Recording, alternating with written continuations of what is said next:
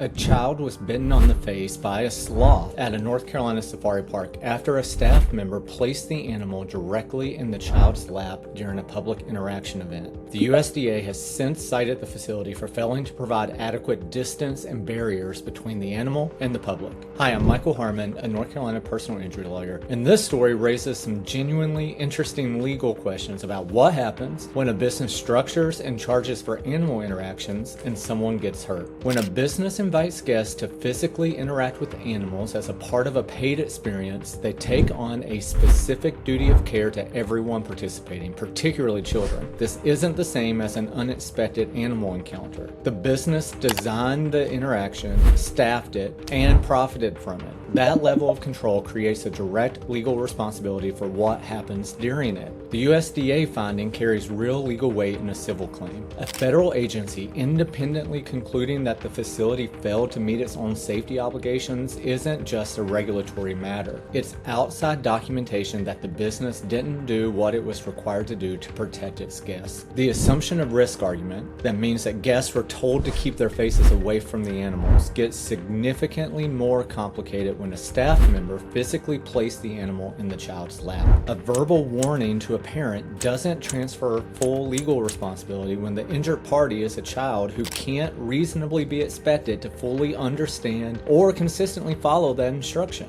And when the business's own employee created the conditions that led directly to the injury, that warning carries even less weight. For parents in a situation like this, North Carolina law treats injuries to children at paid attractions the same way it treats any premises liability claim. The business had an obligation to keep its guests safe, and when it fails to do that, there are legal options worth understanding.